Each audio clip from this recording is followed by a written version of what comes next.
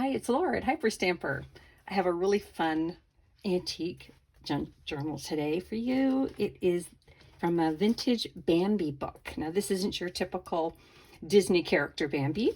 This is a different, well, it's the same Bambi story, different publisher, and it's in its original form. And what's really cool is the back is exactly the same as the front. At first, I thought I would make two junk journals out of it. Using the back and the front for each one as the front, but I decided to keep it in its original form. And I think that's really special.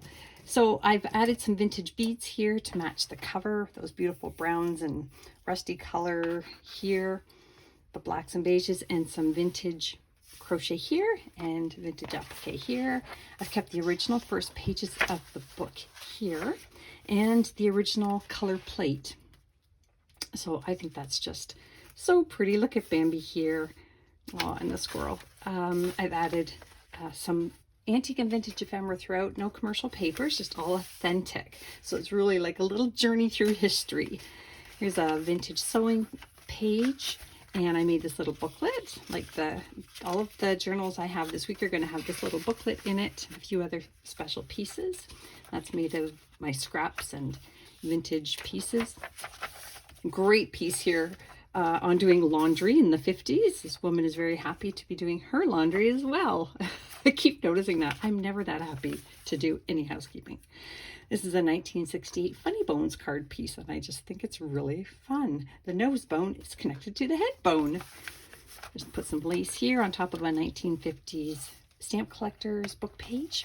And in this pocket here, I have put, isn't that fun, Happy Delights, a little journaling card, and inside is a journaling tag with a 1928 magazine article from Billboard magazine, which is kind of fun.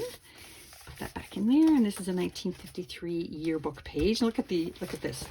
Look how fun they tried to make these photos. I love how they cut them out with scissors and then taped them down and took the picture on top. I just think it's so fun. Look how great that is, the senior play. This is a couple of pages from an 1800s book, and I love the coffee rings here. I love that. We pay extra to buy paper that is reproduced to look like that, and here's the real thing. I just love it. It's bled through as well.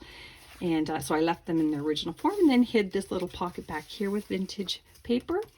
And this came from the back of an early 1900s book advertising boys' books and girls' books.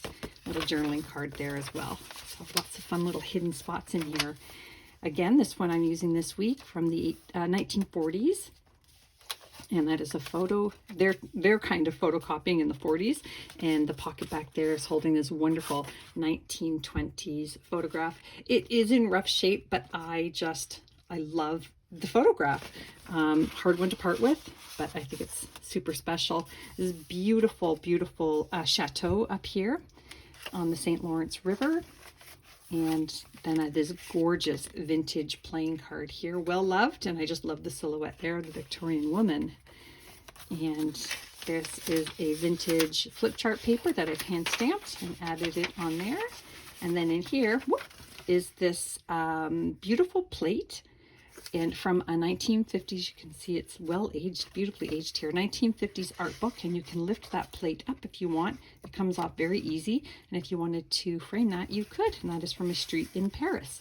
And it's got the little squirrel here eating his nut. Isn't that wonderful? And it's just a wonderful children's book image here. Look at this one. I just love it. Lots of nature and animals in here. Here's an early 1900s wood carving instruction book. And there's another journaling tag here with lots of fun antique and vintage ephemera. Another 1950s receipt up here, blank, for journaling on front and back. And then a wonderful vintage doily that I turned into double pockets. A vintage botanical book here. Look at that lovely image with lots of journaling space up here. And then just another little page from this book. This is an illustration I pulled, and it's got Bambi looking at the butterfly up there, and I put some antique paper on the back to journal on. And then this is an antique music sheet, and in here is a hand-typed paper. I have literally thousands of these, so these will be in my journals a lot. It wasn't typed in 1886, but probably around the 30s or 40s about an article in 1866 that I think the governments did research on, which is pretty cool. And here's a 1953 receipt from a dairy products company. It's so fun, and that one is in Massachusetts. More nature children's pages, and this is a typing lessons book page. Just a fun image there from a children's book. Lovely one here from the 1920s and early 1900s black and white botanical page of sunflowers. And I do get a lot of requests for sunflowers, actually, so that should be appealing to many. Look at the little fiddler here. I love it. Fiddling to the fish. Another sunflower image here. And another page from this book, Bambi. And back here is this wonderful, it's half of a letter here from 1898, October 18th. And it is very delicate, so I don't want to tear it as I open it. Isn't that wonderful? And this is actually a lesson from English 5. Yeah, from Genevieve Baker. And the red ink, which you don't see very often in the 1800s, was from the teacher making notes. So that is very cool. Very, very cool. Antique paper here. Another children's book image here. And another butterfly. And I really put a lot of butterflies in nature in this one.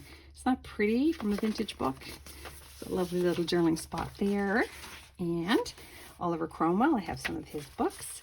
And another wonderful chapter page here from a 1930s book, and this wonderful postcard here, and that is from about the 1930s. And this is a clip here, and this is a floating pocket and 2 journaling spots under here. And then there's wonderful, another one of these Etude magazines from 1920, and this is for music teachers on this side. And then wonderful, look at this beautiful, my gosh, it's a lot to take in, but it's just a wonderful, wonderful piece. If you like music and if you like anything from the early 1900s, this will appeal to you greatly. I'm just going to clip that back on. And a fun vintage recipe book page. And that brings us almost to the end. Just more wonderful pages here, Charles Dickens, and the original final pages of the book. So I'm going to put that on Etsy now, hyperstamper.etsy.com. I hope you'll subscribe so you can see these before they hit Etsy. Bye for now.